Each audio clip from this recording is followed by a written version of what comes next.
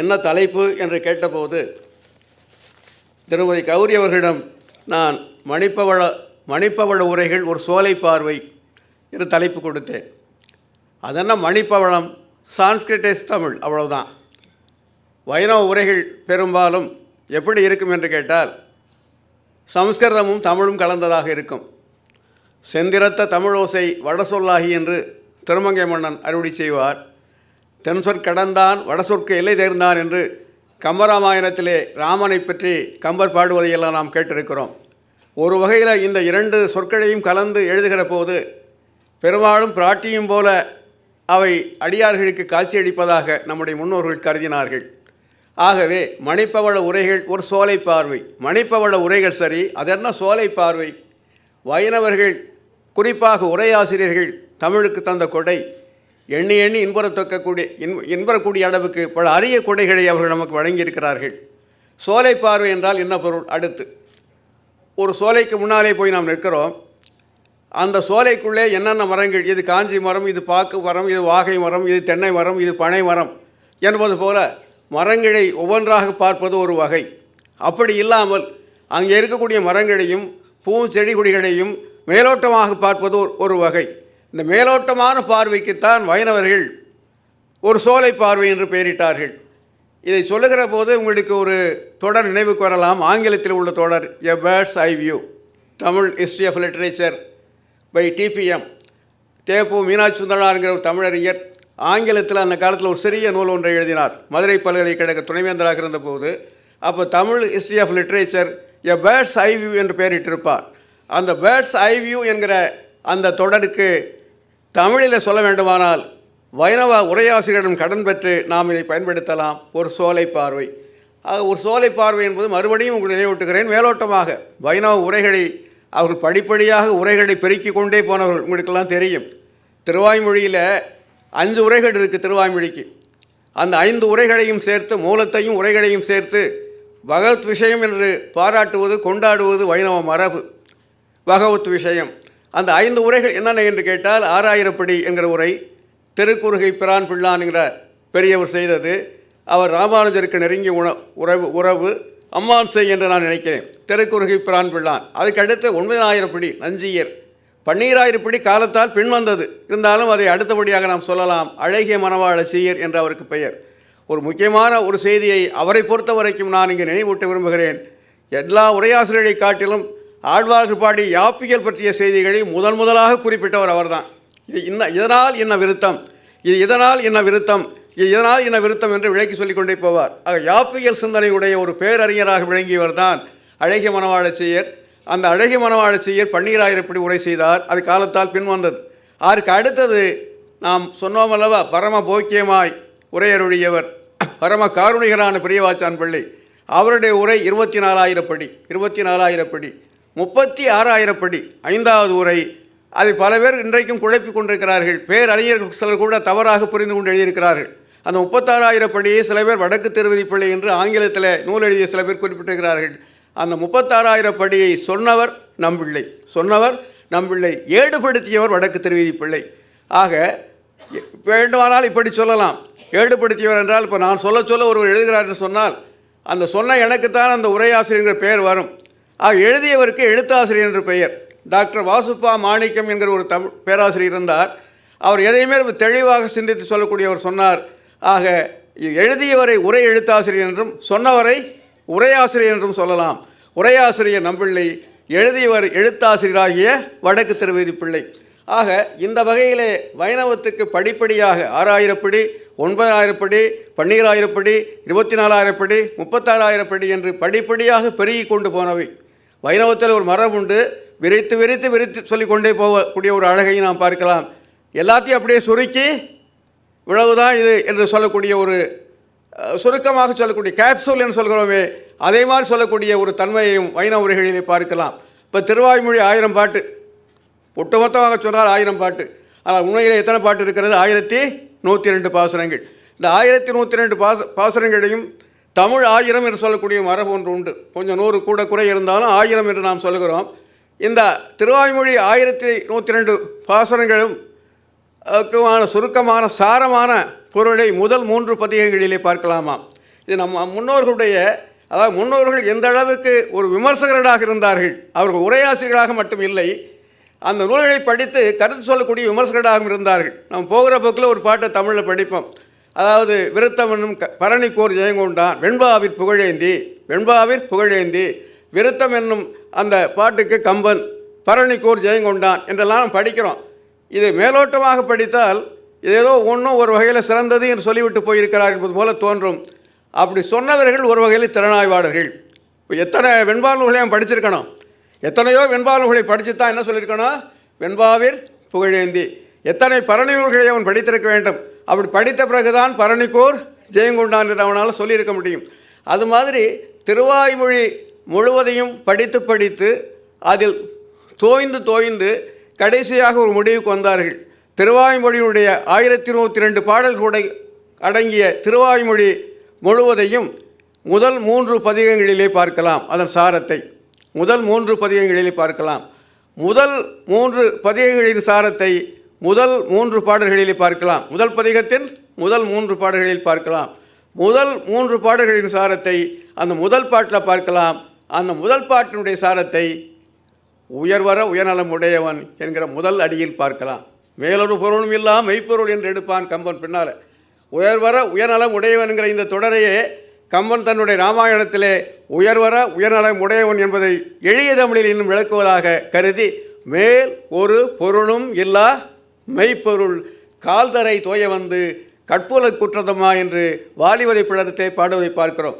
ஆக எந்த அளவுக்கு ஆழ்வாருடைய இந்த உரைகளையெல்லாம் படித்து ஆழ்வாருடைய பாசுரங்களெல்லாம் படித்து அந்த உரைகளையெல்லாம் உள்வாங்கி அதை அனுபவித்து நமக்கு திரட்டுப்பால் போல நீ விரிவாக படிக்க வேண்டாலும் படித்துப்பார். 6000 படி 9000 படி 36,000 படி வரைக்கும் படி. அதை சுருக்கமாக தெரிந்து கொள்ள வேண்டுமானாலும் இப்படி தெரிந்து கொள். திருவாய்மொழி முழுவதையும் படிக்க நேரமில்லை, அதை மனனம் செய்யவும் எங்களுக்கு வாய்ப்பில்லை என நினைக்கக்கூடியவனுக்கு வழிகாட்டுவது போல நம்முடைய முன்னோர்கள் சொன்னார்கள். புறாத்தையும் படி முடியலைன்னா முதல் 3 பதிகங்களை படி, அதுவும் முடியவில்லை என்று சொன்னால் அந்த முதல் பதிகத்தில் உள்ள 3 பாடல்களையாவது படி, அதுவும் முடியலை என்றால் முதல் பாட்டையாவது படி, அதுவும் முடியலைன்னா உயர்வர உயர்நலம் உடையவன் என்கிற அந்த 3 சீர்களாகிய முக்கால் அடியாவது தெரிந்து கொள். இது வைணவர்கள் சுருக்கமாக இப்படி வழிகாட்டக்கூடிய முறை திருப்பாவைக்கு உண்டு. பட்டர் சொன்னார் அந்த காலத்தில், விடிவோரை எழுந்திருந்து 30 பாசுரங்களையும் ஒருவன் சொல்ல கடவன். சிற்றஞ்சிறுகாலை இங்கே வரபோது சொல்கிறார், 30 பாசுரங்களையும் ஒருவன் சொல்ல கடவன். முடியலைன்னா மாட்டிச்சலனாகின்பார். மாட்டிச்சலாகினா அவனால் முடியாமல் போச்சுன்னா முன்னோர்கள் அப்படிலாம் சொன்னாங்க, அனுசந்தித்தார்கள், மனப்பாடமாக சொன்னார்கள். 30 நாளும் நம்மளால் முடியலையேன்னு நினைக்காவது செய்யினார். நம்மளால் முடியலையே திருப்பாவை பாட்டுகளை பற்றி பேசவோ நினைக்கவோ சொல்லவோ முடியலையேங்கிற நினைக்கவாது செய், அந்த நினைப்பே உன்னை கடையேற்றும் என்பது போல சொன்னார்கள்.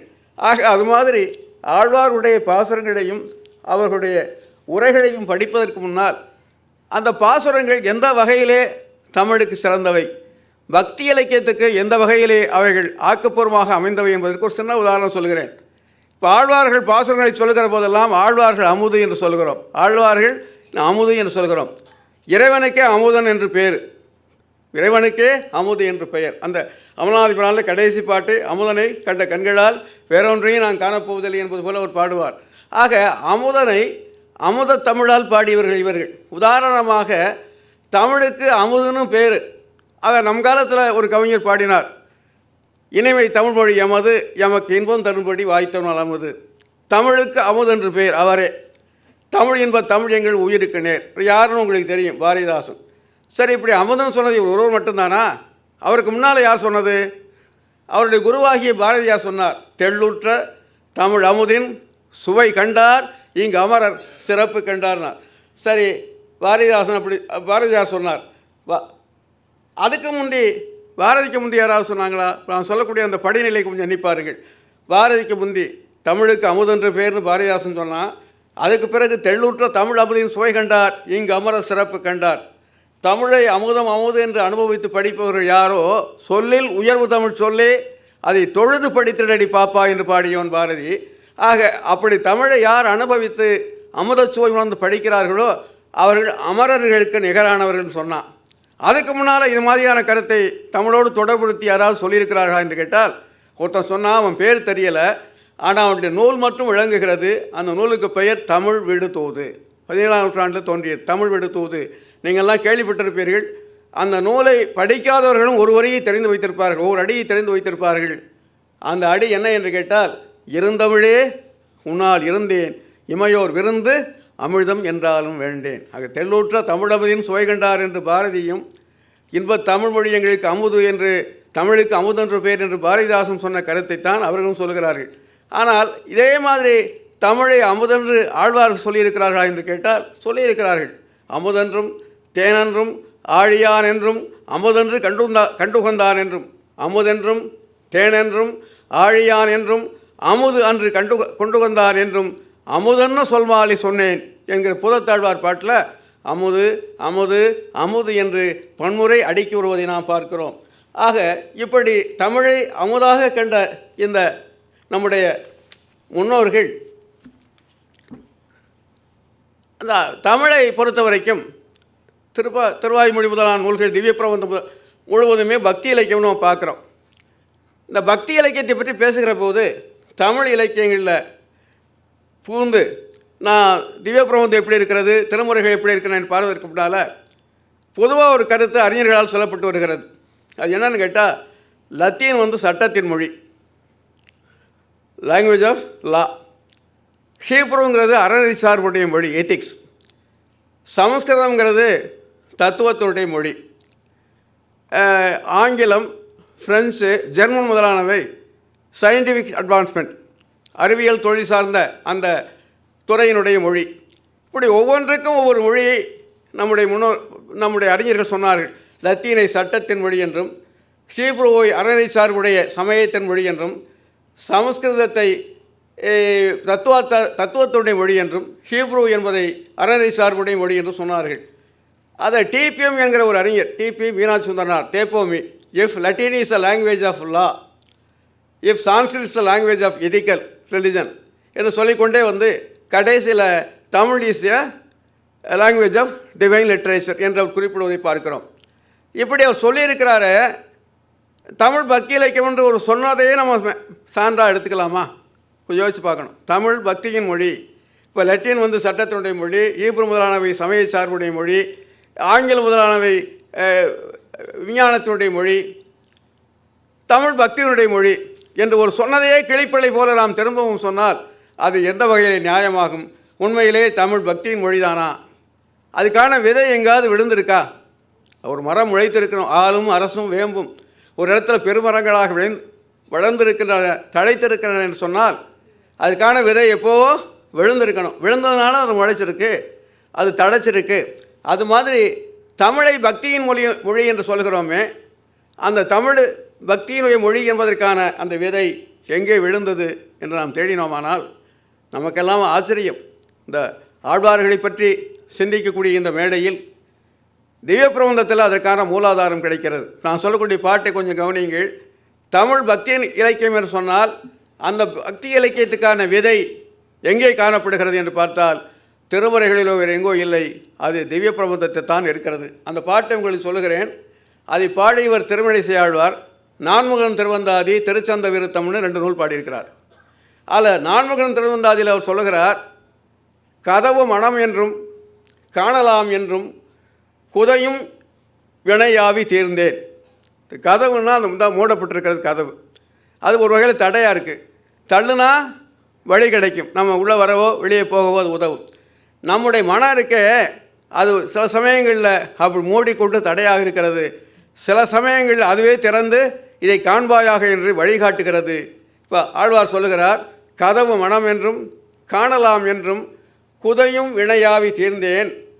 அடுத்து சொல்லக்கூடிய 2 வரிகள் மிக மிக முக்கியமானவை. விதையாக நற்றமிழை வித்தி என் உள்ளத்தை நீ விளைத்தாய். விதையாக நல்ல தமிழ்மொழியை நீ விதைத்தாய். என் உள்ளத்தில் இறைவன் என்ன செய்தான்னா, பக்தி என்னும் பழமையான அந்த வயலுக்கு உரியவன் யாருன்னு கேட்டால் இறைவன். அவன் என்னுடைய உள்ளத்தில், இது அந்த கருத்தை அவர் தான் சொல்லுகிறார், அந்த இறைவன் என்ன செய்தான், என்னுடைய உள்ளத்தில் விதைத்தான். விதைத்து பக்தி பயிரை வளர்த்தான். அப்போ விதைத்தான்னா அது என்ன விதை? தமிழாகி விதையை விதைத்தாங்கிறான். தமிழாகி விதை நற்றமிழை வித்தி என் உள்ளத்தை நீ விதைத்தாய், கற்ற மொழியாக கலந்து நல்ல தமிழாகிய அந்த விதையை என் உள்ளத்திலே விதைத்தாய். அப்படி விதைத்து பக்தி என்கிற ஒரு பயிர் என் உள்ளத்திலே வளரும்படி செய்தாய். இப்போ நான் முன்னா சொன்ன அந்த செய்தியோடு இவற்றை நீங்கள் இணைத்து பார்க்க வேண்டும். தமிழ் பக்தியின் மொழி என்று பாராட்டப்படுகிறதே, அப்படி பாராட்டப்படுவதற்கான மூல காரணம், அதற்கான விதை எங்கே காணப்படுகிறது என்று கேட்டால், ஆழ்வார்கள் பாடிய திவ்ய பிரபந்த பாசனங்களைத்தான் கிடைக்கிறது. என் உள்ளத்தில் நற்றமழை விதைத்து நீ விளைத்தாய் என்று திருமழிசை ஆழ்வார் பாடக்கூடிய பாட்டு அதற்கு சான்றாக இருக்கிறது. அடுத்து இந்த உரையாசிரியர்கள் மணிப்பிரவாளம் கலந்து எழுதக்கூடிய இந்த உரையாசிரியருடைய பார்வை எப்படி இருக்கும் அப்படிங்கிற ஒரு சின்ன உதாரணம் முதல்ல சொல்கிறேன். இப்போ எங்கும் உளன் கண்ணன் என்ற ஒரு திருவாய்மொழி, அந்த பாட்டு முழுவதையும் உங்களுக்கு இப்போது சொல்கிறேன். எங்கும் உளன் கண்ணன் என்ற மகனை காய்ந்து இங்கில்லையால் என்று தூண் புடைப்ப அங்கு அப்போதே அவன் வேய தோன்றிய என் செங்கப்பிரான் பெருமை ஆராயும் சீர்மைத்தை. இது திருவாய்மொழி. என்ன கதையை சொல்கிறான்னு உங்களுக்கு தெரியும். கண்ணன் எல்லா இடத்துலையும் இருக்கான்னா, எல்லா இடங்களிலும் இறைவன் இருக்கிறான். இந்த கண்ணன் என்பதற்கான பொருளை இங்கே நம்மாழ்வார் சொல்லிவிடுகிறார். கண் என்றால் இடம், ஏழாம் வேற்றின் உருவு மட்டுமல்ல, கண் என்பதற்கு இடம் என்று பொருள். இப்போ கண்ணன் என்பதற்கு இப்போ பிராகிருத மொழியில் கிருஷ்ணன் ஒரு பேர் இருந்தது, அது அப்படியே தமிழுக்கு வந்தது. தமிழுக்கு வந்துதான் கண்ணன் என்று ஆகியது என்பது போல சில பேர் சொல்லுவார்கள். ஆழ்வாருக்கு அதில் உடன்பாடு இல்லை. கண்ணன் என்பதே தமிழ் பெயர் தான். கண் என்பது இடம், கண்ணன் எல்லா இடத்திலும் இருக்கிறான். ஆறாயிரப்படி உரைகாரர் எங்கும் உளன் கண்ணன் என்பதற்கு பொருள் சொல்கிற போது சர்வத்திர சந்நிகிதனான சர்வேஸ்வரன்பார். சர்வத்திர சந்நிகிதனான சர்வேஸ்வரன், இது ஆறாயிரப்படி உரை. எல்லா இடங்களிலும் எங்கும் நிறைந்திருக்கக்கூடியவனாகிய கண்ணன் என்று நல்ல தமிழில் ஆழ்வார் சொன்னதை அவர் வடமொழியில் சொல்லுகிறார், மணிப்பிரவாளத்தில் சொல்லுகிறார். இதுதான் வைணவ உரைகளுடைய ஒரு பொதுவான போக்குக்கு அடையாளம். இப்போ ஆண்டாள் இறைவனை பாடினாள். அவளை பொறுத்த வரைக்கும் அவள் பிறப்பிலேயே பெண்ணாக பிறந்ததுனால நாயகி பாகமும் அவளுக்கு இயல்பாக அமைந்து விட்டது. நான் வேடிக்கையாக சொல்வது உண்டு, அந்த காலத்தில் பெண்கள் நாடகத்தில் நடிக்க வர மாட்டார்களாம். அப்படி நடிக்க வராததுனால அது சிறுவ நாடக கம்பெனிகளில் ஆண்களுக்கே பெண் வேஷம் போடுவார்கள். இப்போ சந்திரமதி அரிச்சந்திர நாடகமாக இருந்தால் ஆண்களே சந்திரமதியாக வேஷம் போடுவார்கள். திருப்புவனம் வெள்ளச்சாமி கோனார் என்று ஒருவர் அந்த காலத்தில் புகழ்பெற்ற ஒரு நாடக நடிகராம். அவர் பேரை கேட்ட உடனே அவர் ஆடவன் என்பது உங்களுக்கு தெரியும். ஆனால் அந்த காலத்தில் மூக்கவேளால் அரிச்சந்திர நாடகம் என்ற ஒரு நாடகம் நடக்கிற போது எல்லாருக்கும் ஒரு பெரிய கூட்டம் அவருக்குன்னு இருந்தது. அவர் நடிக்கிறார், சந்திரமதியாக நடிக்கிறார். முடி வளர்த்து பின்னால் பெண்களுக்கு மாதிரி 6 அடிக்கு கூந்தல் காலடி மீதில் மோதுவதென்னடி சந்தோஷம்னு ஒரு திரைப்பட பாட்டு கேட்டிருக்கலாம். 6 அடி வந்தார் என்னடி சொன்னார் அப்படிங்கிற ஒரு பாட்டு கண்ணதாசன் பாடியது. 6 அடி கூந்தல் காலடி மீதில், பெண்ணுடைய உயரம் 5 அடின்னு வச்சுக்கோங்க, கூந்தல் எவ்வளவு 6 அடி. 6 அடி கூந்தல் காலடி மீதில் மோதுவதென்னடி சந்தோஷம்னு பாடியிருப்பார். அவர் அந்த சந்திரமதியாக நடிப்பதற்காகவே முடியை வளர்த்திருந்தாராம் நிறைய. அந்த பெண்களே பார்த்து பொறாமைப்படுவார்களாம். அந்த அளவுக்கு அவருக்கு நீண்ட முடியை வளர்த்து அவர் பெண் வேஷம் விட்டார்னு பேர். அந்த காலத்தில் ஒரு பேச்சு கேள்விப்பட்டிருக்கிறேன் நான். அதே மாதிரி இப்போ நாயகி பாவத்தில் பல பேர் பாடியிருக்கிறார்கள். ரிபப்பவான நம்மாழ்வார் நாயகி பாவத்தில் பாடுகிறார். இன்றைக்கு கூட அவர் நாயகி பாவத்தில் பாடிய ஒரு பாடலை பற்றி நான் எழுதிய திருவடி மேல் உரைத்த தமிழ் என்கிற கட்டுரை இன்றைய தினமணியிலே வெளிவந்திருக்கிறது. அதே மாதிரி திருமங்கையாழ்வார் நாயகி பாவத்தில் பாடியிருக்கிறார். இவங்க தான் ஆயிரக்கணக்கான பாடல் பாடியவர். இவரும் 1000 பாட்டு பாடினார், அவர் 1000 பாட்டு பாடினார். என்னதான் இவங்க நாயகி பாவத்தில் பாடினாலும் இவர்கள் பெண்கள் ஆவார்களா? அது வெள்ளச்சாமி கோனார் பெண் வேஷம் போட்டது மாதிரி தான். ஆனால் ஆண்டாளுடைய கதை எப்படியா? இல்லை, ஆண்டாள் இயல்பிலேயே பெண்ணாக பிறந்தவள். இயல்பிலேயே பெண்ணாக பிறந்ததுனால அவளுடைய அந்த காதல் பாடல்கள் இயல்பும் இனிமையும். ஒரு மேலே இருந்து அருவியாக கொட்டக்கூடிய ஒரு நீர் கீழே இருக்கக்கூடிய தாழ்வான இடங்களை நோக்கி விரைந்து ஓடுவதைப் போல. சுருக்கமாக சொன்னால் ஆண்டாளுடைய காதல் பாடல்கள் பள்ளமடை போன்றவை என்று நம்முடைய வியாக்கியாதாக்கள் சொன்னார்கள். அது என்ன பள்ளமடை? கிராமப்புறங்களில் பழகியவர்களுக்கு தெரிந்திருக்கலாம். இது கிராமப்புறம்னு வேண்டியதில்லை, இங்கேயே பார்க்கலாம். எங்கேயாவது பள்ளமாக இருக்கிற இடத்துல தண்ணி விரைந்து ஓடும் அல்லவா? ஆகவே ஆடவர்கள் நாயகி பாவமாக கருதி கொண்டு தன்னை பெண்ணாக கருதி கொண்டு பாடுகிற போது அது செயற்கையாக இருக்கும். அந்த மேட்டு மடை, மேடான இடத்துல தண்ணி ஏறுமா? தண்ணி ஏறாது. பள்ளத்தை நோக்கி தான் தண்ணீர் பாயும். இன்றைக்கும் கிராமப்புறங்களிலே நிலங்களை விலை பேசி வாங்குகிற போது இந்த நிலம் விலைக்கு வருகிறது வாங்கலாமா என்று கேட்கிற போது எந்த நிலம் என்று கேட்பார் அந்த கிராமத்துக்காரர். குறிப்பிட்ட இடத்தை சொன்ன உடனே அது பள்ளமடை, தண்ணீர் கடைசி சொட்டு வரைக்கும் வந்து பாயும், கம்மாயில் நீர் வற்றினாலும் அதை வாங்கலாம், அவங்க சொல்கிற விலைக்கு வாங்கலாம். இன்னொரு நிலத்தை பற்றி சொல்கிற போது அது மேட்டுமடை. மேட்டுமடைனா மேட்டுமடையிலிருந்து தண்ணீர் வரக்கூடிய அளவுக்கு இருந்தால் பாயும். அப்புறம் தண்ணீர் சுருங்கிட்டே வந்தால் என்னாகும்? மேட்டுமடை பாய்ச்சலுக்கு வழி இல்லை. ஆகவே அந்த நிலம் இவள் விலை பெறாது என்பார்கள். அது ஆண்டாளுடைய காதல் அனுபவத்தை சொல்கிற போது அவருடைய காதல் நாயகி பாவம் பள்ளமடை. பள்ளமடையாக இருந்ததுனாலே இயல்பாக அவருடைய காதல் பாடல்கள் அமைந்தன. அதை விளக்கிற போது மணிப்பிரவாளத்தில் எப்படி விளக்கினார்கள் என்று கேட்டால், அதாவது ஒரு ஸ்ரீ, ஒரு ஆடவன், ஒரு புருஷனை கண்டு சிநேகிப்பதை காட்டில், நான் சொல்லக்கூடிய வார்த்தை த வெரி வேர்ட் வியாக்கியானத்தில் எப்படி இருக்கிறதோ அதையே சொல்கிறேன். ஒரு புருஷனை கண்டு சிநேகிப்பதை காட்டில், சிநேகிப்பதுன்னா என்ன? விரும்புகிறது. சிநேகம் இந்த இடத்துல காதல். ஒரு புருஷனை கண்டு சிநேகிப்பதை காட்டில், ஆடவனும் எப்படி விரும்ப முடியும்? அதே சமயம் ஒரு பெண் ஒரு புருஷனை கண்டு சிநேகிக்கை பள்ளமடையாகையாலேன்னு எழுதுவார் வியாக்கியாதா பிரியவாச்சான் பிள்ளை. திருப்பாவி வியாக்கியானத்தில் அவதாரிகையிலே ஒரு புருஷனை கண்டு சிநேகிப்பதை காட்டிலும் ஒரு ஸ்ரீ புருஷனை கண்டு சிநேகிக்கை பள்ளமடையாகையினாலே ஆண்டாளுடைய பாடல்கள் சிறப்பாக இருக்கிறது என்று எழுதுவார். இந்த உதாரணம் ஆண்டாளுடைய பெண்மையை போற்றி கூறுவதாக அமைந்த அதே நேரத்தில் மணிப்பிரவாள நடை எப்படி இருந்தது, எப்படி அவர்கள் கலந்து எழுதினார்கள் என்பதற்கு இதை ஒரு சான்றாக காட்டலாம். இப்படி மணிப்பிரவாளத்திலே உரை எழுதிய இந்த உரையாசிரியர்கள் இப்படி வடமொழியும் தமிழும் கலந்து எழுதினார்களே, இவர்களுக்கு ஒருவேளை தமிழறிவு கொஞ்சம் மட்டாக இருக்குமோ, தமிழறிவு அவ்வளவு அதிகமாக இல்லாதவர்களாக இருந்திருப்பார்களோ என்ற எண்ணம் யாருக்கேனும் இருந்திருக்குமானால் அதை தொடர்ந்து படிப்பார்களானால் அவர் நிறைய கற்றவர்கள், தமிழ் இலக்கியங்களை அற்புதமாக கற்றவர்கள். அப்படி கற்ற சூழ்நிலையும் கூட இப்படி ஒரு சிந்தனை பள்ளியை அவர் வளர்த்ததுனாலே, என்ன சிந்தனை பள்ளி? ஆழ்வார் பாசுரங்களுக்கு உரை சொல்கிற போது தமிழும் வடமொழியும் கலந்து உரை சொல்ல வேண்டும் என்கிற ஒரு சிந்தனை பள்ளியை வளர்த்ததுனால அவர்கள் இப்படி உரை எழுதினார்கள். தமிழ் அறியாத நிலையில் அவர்கள் எழுதவில்லை. உதாரணத்திற்கு வைமு கோபாலகிருஷ்ணமாச்சாரியார் என்ற ஒரு பெரிய தமிழறிஞர் நம் காலத்தில் வாழ்ந்தார். சற்று முன் வாழ்ந்தவர், சென்னையில் இருந்தவர் தான் வைமு கோபாலகிருஷ்ணமாச்சாரியார். அவர் 10 பாட்டு முதலான நூல்களுக்கெல்லாம் உரை எழுதியிருக்கிறார். இப்போ முருகாற்றுப்படை, குறிஞ்சிப்பாட்டு முதலான நூல்களுக்கெல்லாம் உரை எழுதியிருக்கிறார். அந்த நூலுக்கு உரை எழுதுகிற போது நல்ல தமிழிலே உரை எழுதுவார். கம்பராமாயணத்துக்கு உரை எழுதுகிற போது, கம்பராமாயண பதிப்பு வைமுகவுடைய பதிப்பு இன்றைக்கு கிடைக்கிறதா என்று தெரியவில்லை. ஒரு காலத்தில் திருவல்லிக்கணியிலே அவருடைய பேரனிடம் நானே சென்று வாங்கியிருக்கிறேன். நான் வைணவ கல்லூரியில் வேலை பார்த்த போது, அப்போது என்னுடைய வயது 25. மாதந்தோறும் சம்பளம் வாங்கிய உடனேயே ஊவேசா பேரனுடைய வீட்டுக்கும் வைமுக பேரனுடைய வீட்டுக்கும் போய் இந்த புத்தகங்களை வாங்குவது என் பழக்கம். ஆக அவருடைய பழைய தமிழ் இலக்கியங்களுக்கு அவர் எழுதக்கூடிய உரையை பார்த்தா நல்ல தமிழ் நடையில் இருக்கும். அதே சமயம் கம்பன் பாட்டுக்கு உரை எழுதுகிற போது வடமொழி கலந்த மணிப்பிரவாளத்தை எழுதுவார். இப்போ இறைஞ்சினான், நெழுதி இறைஞ்சுதல் என்பதற்கு என்ன அர்த்தம்னு கேட்டால், அப்படியே சாஸ்திராங்கமாக விழுந்து நமஸ்கரித்தல். இந்த நெழுதி இறைஞ்சினான் என்று வரக்கூடிய இடத்துல சாஸ்திராங்கமாக நமஸ்கரித்தான், இப்படி எழுதுவார். கம்பன் நெழுதி இறைஞ்சினான் என்று எழுத இவர் ஏன் அப்படி எழுதுகிறார் என்று கேட்டால், அது வைணவ மரபு. நான் முதல்ல சொல்கிறது மாதிரியான அந்த சிந்தனை பள்ளியில் வளர்ந்தவராகினாலே கம்பனை வைணவனாக கருதி கொண்டாடிய காரணத்தினாலே அவர் அப்படி உரை எழுதினார். ஆக இப்படி உரை எழுதியதனால் இவர்கள் தமிழில் கங்குகரையற்ற புலமை படைத்தவர்கள். அதுதான் மிக முக்கியமானது. அதாவது விவாதிக்கக்கூடிய அளவுக்கு, பொருள்களை ஆராய்ச்சி பண்ணி பார்க்கக்கூடிய அளவுக்கு அவர்கள் அறிவுடையவர்களாக இருந்தார்கள்.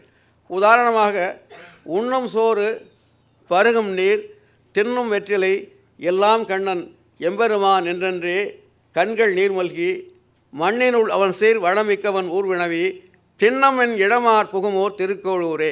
இந்த பாட்டு முழுதும் உங்களுக்கு தெரியலைனாலும் அந்த 2 வரியாவது நீங்கள் கேள்விப்பட்டிருப்பீர்கள். உண்ணும் சோறு, பருகும் நீர், தின்னும் வெற்றிலை எல்லாம் கண்ணன் எம்பெருமான் என்றென்றே கண்கள் நீர்மல்கி மண்ணினுள் அவன் சீர்மிக்க அவன் ஊர் வினவி திண்ணம் என் இடமார் புகுமூர் திருக்கோளூரே. இது நம்மாழ்வார் பாசுரம்.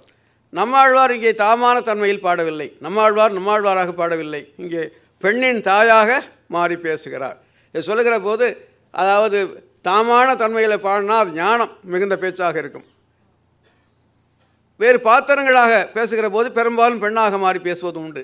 இதை ஆச்சாரிய கிருதயம் எப்படி சூத்திரமாக சுருக்கி சொன்னது என்று கேட்டால், ஞானத்தில் தம் பேச்சு, பிரேமத்தில் பெண் பேச்சு. அச்சர லட்சம் பெறும். ஞானத்தில் தம் பேச்சு, பிரேமத்தில் பெண் பேச்சு. இப்போ அந்த பிரேம நிலையிலே பெண்ணினுடைய திருத்தாயாராக, மெருந்தாயார் இல்லவ திருத்தாயாராக மாறி ஆழ்வார் பேசுகிற போது, உண்ணும் சோறு, பருகும் நீர், தின்னும் வெற்றிலை எல்லாம் கண்ணன் எம்பெருமான் என்றென்றே கண்கள் நீ மல்கி மண்ணிலுள் அவன் வளம் மிக்க அவன் ஊர் வினவி திண்ணம் என் இடமான் புகுமூர் திருக்கோளூரை. இது ஒரு பாட்டு. இந்த பாட்டு நான் சொன்ன பொருளை நினைவில் வச்சுக்கிறேங்க. இதே மாதிரி இன்னொரு பாட்டு, அது எங்கன்ட்டா இது இப்போ நான் சொன்னது நம்மாழ்வார் பாண்டது. இப்போ அவள் தனியாக போயிருக்கா, திருக்கோளூரை நோக்கி போயிட்டா. போனதுக்கு பிறகு உண்மை தெரிந்த தாய் புலம்புகிறாள். இன்னொரு பாட்டில் அது பெரிய திருமொழி அருளி செய்தவர் திருமங்கையாழ்வார்.